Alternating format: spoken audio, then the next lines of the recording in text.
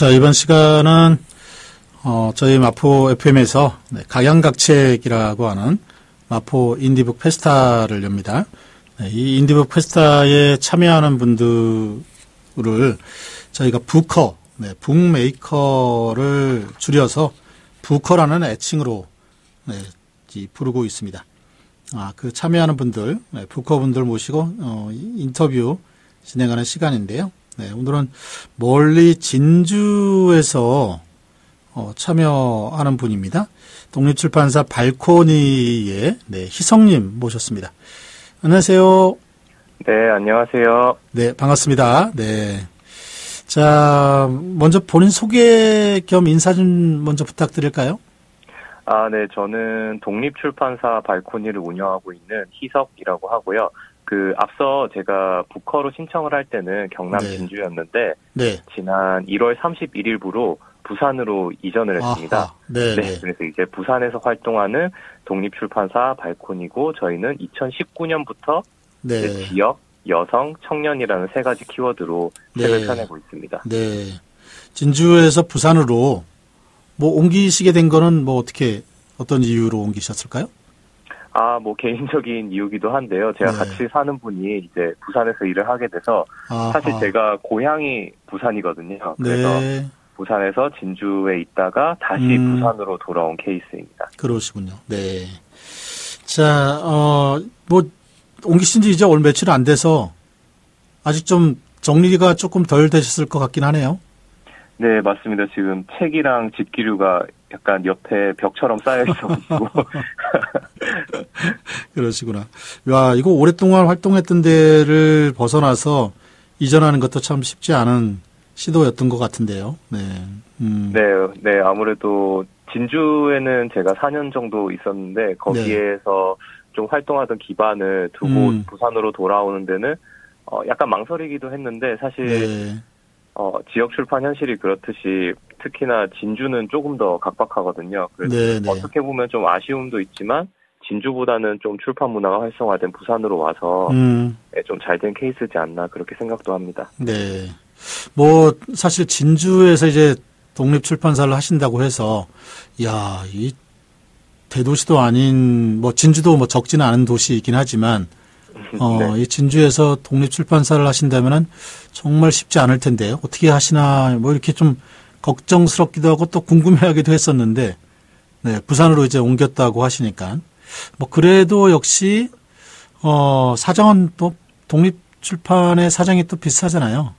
네, 맞습니다. 사실 마포에 비하면 이제 부산도 정말 작은 출판 인프라 관련해서는 정말 부족한 현실이고, 특히나 진주는 만약에 제가 진주에 출판 인프라가 조금이라도 더 있었다면은 아마 부산으로 이사하는 걸 많이 망설이고 좀 더 고민했을 텐데, 사실 진주에는 독립출판사라는 이름을 걸고 활동하는 창작자가 제가 알기로는 저 외에 몇 명이 안 됐거든요. 그래서 이 관련 정보를 공유하기도 어렵고 그래서 부산으로 왔는데 사실 부산도 이제 서울이나 특히나 마포처럼 출판 문화가 엄청 활성화된 도시에 비하면은 어려운 게 사실입니다. 네.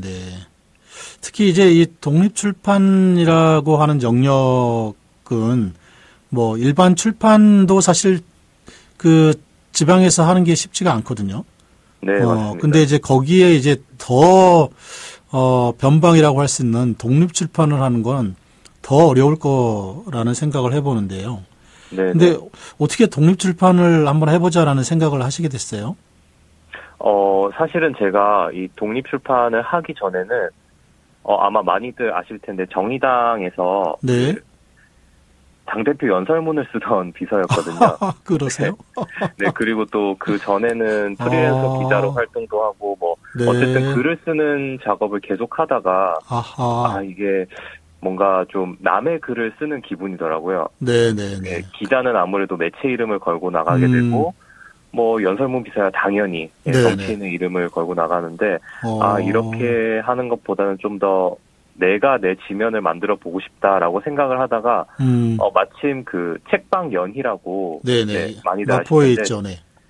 책방 연희에 제가 2018년에 들렀다가 독립출판 세계를 좀 제대로 처음 보게 된 거예요. 그때, 그래서 이거를 내가 직업으로 삼아야겠다라고 해서 하던 일들을 다 정리하고 네네. 독립출판사 발코니를 시작하게 됐습니다. 그렇군요. 네.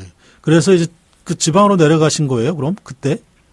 네, 그때 이제 좀 서울에 있는 직장도 정리를 하고 좀 고향으로 돌아가서 좀 안정적으로 여러 가지를 제가 힘들면 본가에 지원이라는 게 금전적 지원이 아니라 좀 힘들면 가서 쉴 수도 있고 네, 그런 상황을 만들면서 좀 출판사를 이어가고 싶어서 부산으로 이사를 했습니다. 그때. 네. 부산으로 갔다가 그러면 이제 아까 말씀하신 19년도에 진주로 이전을 하면서 거기서 이제 출판사를 시작하셨나 보군요. 네, 정확히는 2019년에 부산에서 시작을 했다가 네, 한 1, 2년 뒤에 진주로 갔다가 거기서 네, 진주에서 한 4년을 하고 다시 부산으로 왔습니다. 네, 네. 해보시니까 쉽지 않죠? 네, 정말 쉽지 않더라고요. 사실 저는 솔직하게 말씀을 드리면은 출판사까지 만들 생각은 없었어요. 네. 네, 그냥 독립출판을 해보고 싶다, 이거를 내 책을 만들고 싶다라고 하다가 이게 욕심이 생겨가지고 이제 출판하면은 좀 교보문고에 내 책 좀 들어갔으면 좋겠다라는 생각을 한 번쯤은 하잖아요. 그렇죠. 책을 좋아하시는 분들은. 그런데 이 교보문고에 들어가려면 출판사도 만들어야 되고 대본사도 계약해야 되고 이런 작업들이 있더라고요. 그래서 그럼 해야겠다라고 하다가 점점 이제 단위가 커지니까 그럼 이제 작가님들도 섭외하고 좀 더 하다 보니까 지금 7년차 출판사가 되어버렸습니다. 네. 그러시구나. 그러니까 내 생각을 담은 내 책을 한번 써보자. 이렇게 해서 이제 독립출판을 시작하셨다가 이 독립출판사까지 차리시게 되셨군요. 네. 네네. 앞에서 이제 지역, 여성, 청년 세 가지 키워드를 중심으로 지금 책 만들고 계신다고 그랬잖아요. 네네. 네. 이런 키워드는 어떻게 정하시게 된 거예요? 일단은 제가 제 지면을 만들고 싶었던 이유 중 하나는 저처럼 뭔가 등단을 하지 않았거나 아니면은 어떤 전문적인 자격증이 없는 사람도 책을 만들었으면 좋겠다라고 생각을 했고, 그런 사람들을 그런 사람들이 여러 사람이 있겠지만 그 중에 특히 제가 말씀드린 지역, 여성, 청년 이 세 가지 키워드를 하나라도 가지고 있는 분들은 사실 한국 주류 사회에 쉽게 편입하지 못하는 사람들이잖아요. 그래서 어차피 이거 지역, 여성, 청년과 반대되는 사람들, 예를 들면 정말 간단하게 예를 들면은 수도권에 거주하는 중장년 남성들은 미디어에 정말 자주 등장을 하는데 그 반대급부인 분들은 지면을 제대로 얻지 못하니까 그러면 이 작은 출판사라도 그분들한테 지면을 내주는 방식으로 하자라고 해서 출판사를 처음 세울 때부터 그 키워드를 유지하고 있습니다. 그러시군요. 네. 사실 독립출판이면은 이 독립출판의 생각을 가지고 글 쓰는 분들이, 그러니까 독립출판 활동을 하시는 분들이 많이 있어야지 가능하잖아요. 네네. 지역에서는 이제 그런 분들을 사실 발굴하고 양성하고 이런 일까지를 같이 하셨을 것 같은데 어떠셨어요? 처음에는 그냥 이제 사실 발코니라는 출판사를 통해서 처음 외부 작가를 영입한 경우는 제가 아는 후배들이었어요. 그 친구들을 통해서 좀 괜찮은 책을 만들었고, 그 다음부터는 좀 말씀하신 것처럼 고민이 되더라고요. 부산은 뭔가 글을 쓰는 작가들이 막 이름을 걸고 활발하게 활동을 하고 있지는 않으니까.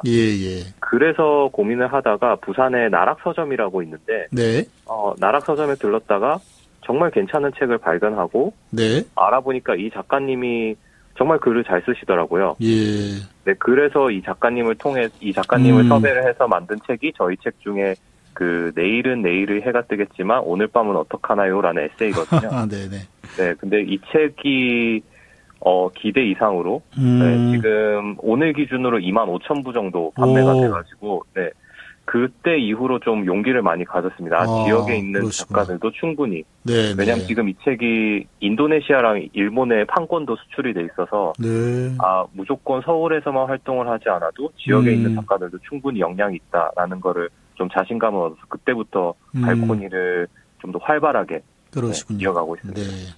지금 그동안 이제 책을 여러 권을 내셨겠지만 그 중에서도 발코니를 대표하는 책이 있다. 하면 어떤 책이 좀 있어요? 발코니를 대표하는 책은 글쎄요. 하나를 꼽기 어려운데 그나마 하나를 꼽아보자면은 최근에 출간한 예. 그 파란 지붕 할망이라는 책이 있거든요. 파란 지붕 할망. 네. 예. 이 책은 제주도에 살고 계신 오행순 할머니의 생애 첫 책입니다. 네. 네. 그래요? 할머님이 작가세요? 네. 1933년생이시거든요. 어이구, 네. 네. 그래서 이분이야말로 정말 지역과 여성을 대표하고, 네. 이분의 책을 출간을 하면서 이 안에 제주 4.3 사건, 그리고 뭐 일제강점기, 한국전쟁, 이런 걸 진짜 몸소 겪은 분이 쓴 에세이라서, 이거야말로 좀 발코니의 색깔을 확실하게 드러낼 수 있는 책이지 않나라고 생각을 합니다. 이 일제강점기부터 우리나라 현대사를 관통한 여성분의 에세이시군요. 네, 맞습니다. 사실 그런 역사라는 거는 남성의 언어로 쓰인 경우가 거의 다수잖아요. 그렇죠. 근데 그런 남성의 언어 뒤에 실제 여성들은 그 뒤에서 어떤 일들을 하고 있었고 어떤 고통을 겪었는지 그게 여실히 드러나는 책입니다. 그렇군요. 네. 이 책은 이번에 저희 각양각책에 소개하시는 거죠? 네, 반드시 소개를 할 예정입니다. 네, 많이들 좀 관심 갖고 보시면 좋겠습니다. 그 사실 지역에서 서울까지 이렇게 독립출판 축제에 참여하는 게 사실 만만치 않잖아요. 여러 가지 뭐 비용도 들고 뭐 체류비도 들고 그러는데 이렇게 참여하게 되는 계기는 어디에 있을까요?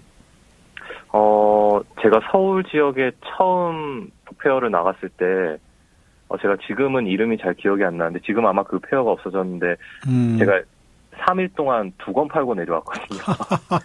그래서 그때 약간 앙심을 품고 다시는 서울에 안 가겠다라고 좀 나름 생각을 하다가 제가 서울 국제도서전에 한번 나갔다가 그게 2021년인가 2년에 그 코로나 이후로 이제 다시 처음으로 제대로 열리는 국제도서전이었는데 그때 나가고 나서 아무래도 서울에는 사람이 훨씬 많으니까 책의 판매량도 뭐 판매량이지만 발코니를 알아주시는 분들이 그때 이후로 엄청나게 늘었어요. 그래서 그래도 일단 인구가 많은 도시에 체류비가 들고 좀 여러 가지 수익적으로는 거의 그냥 0원이거든요. 그러니까 적자도 아니고 흑자도 아니고 왜냐면은 체류비를 생각을 해본다면은 근데 그렇게 해도 뭔가 우리 작가님들을 좀 더 알릴 수 있는 자리니까 가자라고 지금 마음을 먹고 있습니다. 그러시군요. 네, 알겠습니다. 저희 뭐 오늘 인터뷰 마칠 시간이 다 되어서 짧게 뭐 이 각양각책에 바라는 말씀 좀 짧게 해주시고 오늘은 이 시간 마치겠습니다. 저는 바라는 거는 정말 이제 운영하시는 분들이 지치지 않고 좀 재밌게 오래 하셨으면 좋겠습니다. 그거 말고는 딴 건 없습니다. 네, 알겠습니다. 자, 오늘 함께 해주셔서 감사드리고요. 저희 각양각책 행사 날 뵙겠습니다. 네, 감사합니다. 네, 고맙습니다. 네. 네, 지역, 여성, 청년, 이 세 가지 키워드를 가지고 책을 만드는, 출판사입니다. 지금은 이제 부산으로 옮겨서, 독립출판을 계속하고 있는데요. 네, 독립출판사 발코니, 여러분들, 저희 각양각책 오시면, 이분들이 만든 책, 다 만들 수 있습니다. 파란 지붕 할망, 기대가 됩니다. 자, 지금까지 발코니의 희성님 모시고 이야기 나눠봤습니다.